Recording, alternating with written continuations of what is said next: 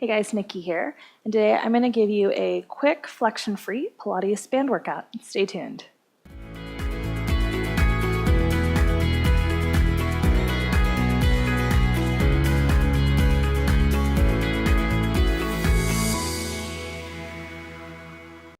Alright, so getting right into it, all that you're going to need for this one is a resistance band. Medium-ish is good, light if you know you've got some injuries or you're brand new. And what I've done is I've double knotted a loop on one side of my band, and my band is pretty long, but you should be able to get away with most of these moves using a shorter one, so no worries if yours isn't a 6-foot band. All right, so starting out, we're just going to start with a little bit of a hip and shoulder warm-up. You don't actually need the band yet. I want you to put your hands in front of you, coming on hands and knees. Check that your hands are slightly ahead of shoulders, and I want you to get really, really long from tail to head. And then, at least for me, I tend to have my head too high in the air, but a lot of people tend to have it too low too. So to set your neck, I want you to actually bring your chin up in the air, and then gently nod your chin down so you feel the front of your neck gently turn on and the back of your neck lengthen. I want you to have a little bit of a neutral or a small low back curve here. So you're going to stick your tail feathers slightly out, but lift up through your abdominals. And all you're going to do is just start to sit your hips back and then come back up. And as you do this, you're trying to continue to keep your tail feathers in the air. So this is kind of level one. If you'd like to make it a little bit fancier, we're going to go into something called poodle tail, and I honestly don't know why it's called that, but that's the name I learned it with, where you're going to turn this into a little bit more of a dynamic movement. So you're going to shift your weight a little bit, let's say over to the left, sit your hips back, pass through middle, shift right, and come back to center. We're just going to do a few this way. And what I want you to notice is, even though we're just focusing on mostly keeping the spine still, how there's movement in your shoulders and hips that automatically has to happen to do this, which should actually feel really nice. If you get stiff in those areas, I really like this one to reduce stiffness. And then pause the center, let's go the other way. So you're going to shift your weight right, sit back, come center, come left and around. Good, doing your best to keep your spine long, abdominals gently engaged. You don't need too much abs yet because it's still pretty gentle.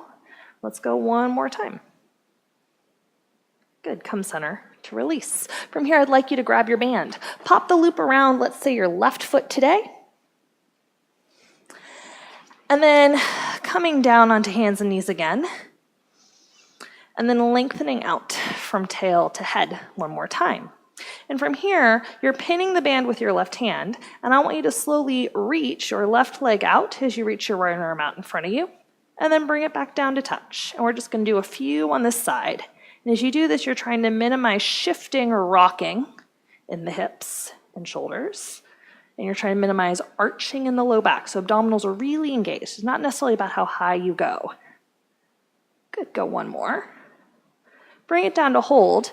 You're going to switch sides. Now you're going to have the resistance in the arms. So now this time I want you to reach out left arm, right leg, and then come down. And this is a great time to notice, does one thing work better? Is it your shoulder?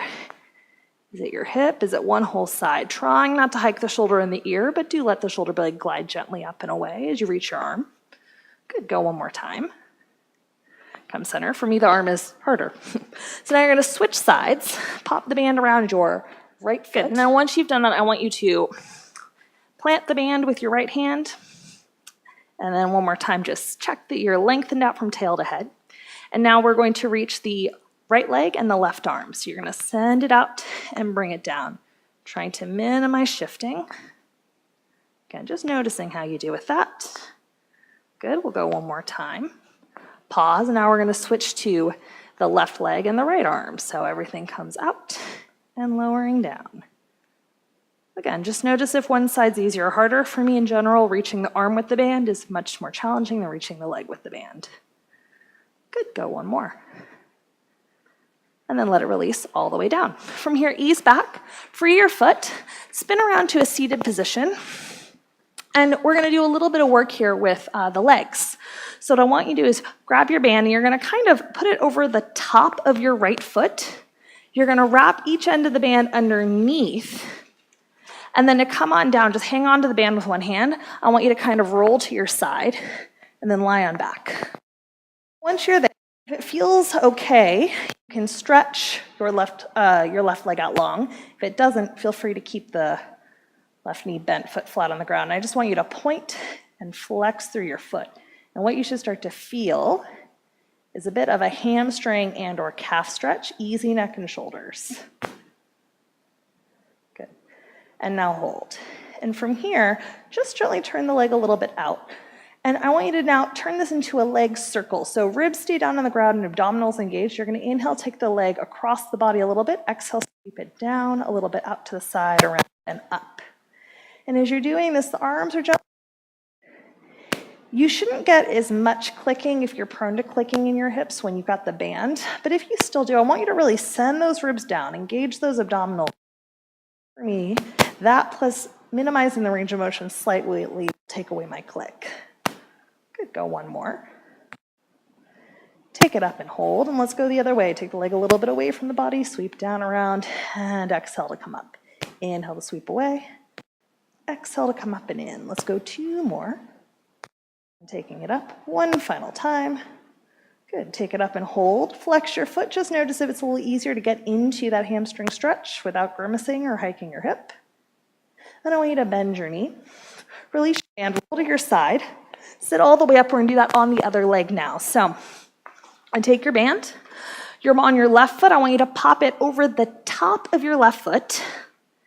And then cross each end of the band under.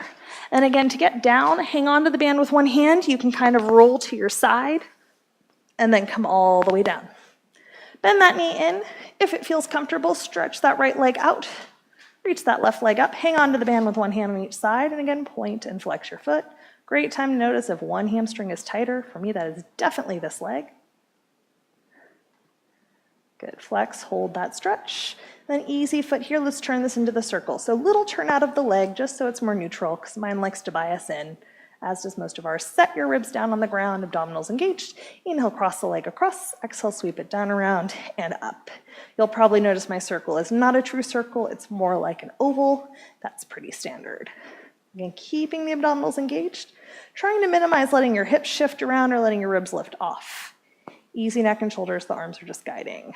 Good. Take it up and hold. Let's reverse. Take the leg away from the body, swing down around and up. I got a little click on that one actually, so I'm going to really focus on pulling in my ribs. And hey, the click goes away. Nice. Let's go 2 more. Last one like that. Take it up, hold it, flex your foot. Just notice if it's a little easier to get into that hamstring release now. And then bend your knee and free your foot.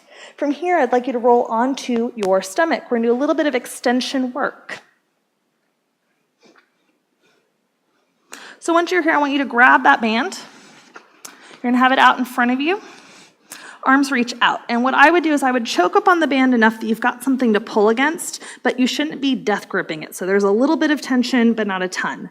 For today, let's go into a slight turn out of the legs, feet just about hip or bone distance apart. I want you to gently send your pubic bone to the ground so you lengthen out your low back curve and check that either your forehead is on the ground or your head is slightly elevated looking down. Set your shoulders gently back in their sockets. And now from here, I want you to inhale, start to hover your arms and your chest a little bit up. Exhale, pull on that band, send those arms down so you feel those shoulders get active in a row. Reach those arms forward and then lower everything down. And again, pubic bone to the ground. Inhale, send the breastbone slightly forward to go up. Baby extension. Exhale, pull that band. Reach and lower. And again, lifting up. Exhale, pull.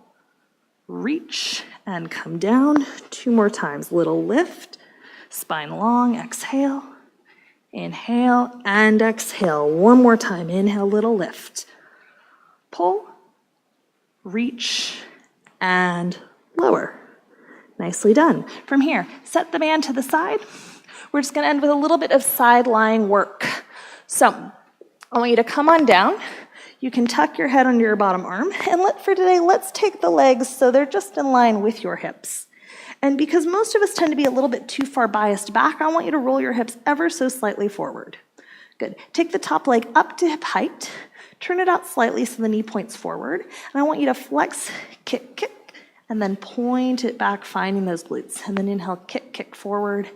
Exhale, taking it back. Check in that the hips are pretty still. And again, you've got a little baby low back curve. If you know you tend to be too archy, you might need to pull your pubic bone to your ribs in a small tuck to find your core. And likewise, if you tend to tuck under, you may find that you need to send your tail feathers slightly back. Good. Well, let's go one more time. Kick, kick. Take it back, hold, pause here, really lengthen out from tail to head. Keep that little turnout, and then I just want you to lift the bottom leg up to meet the top one and lower it down. And lift it up to hold, and lower it down. Good, we'll go 3 more. Lift it up to hold, lower it down. Final 2, lift it up to hold. Keeping that little tiny turnout, lowering down one more time. Lift it up to hold, lower it down, lower the top leg to rest. Roll over, we're gonna go to side number 2. So again, you're lying on your side, feet in line with your sit bones. You're gonna let your head rest down. I'm gonna keep my head a little bit lifted today because my mic hates it when I squish it. Plant your top hand, roll your hips a little bit forward, you're on a 45-degree angle. Take the top leg up to hip height, small turnout, kick, kick, flex, point and take it back. And I almost think about when I do this, of as my leg goes forward, my hip goes back, my leg goes back, hip goes forward. Really drawing in gently through your abdominal connection. Inhale. Exhale. Kick, kick. Or you might find one side easier. Good. Take it back. Exhale, pull the bottom leg up to meet the top one. Inhale, lower it down.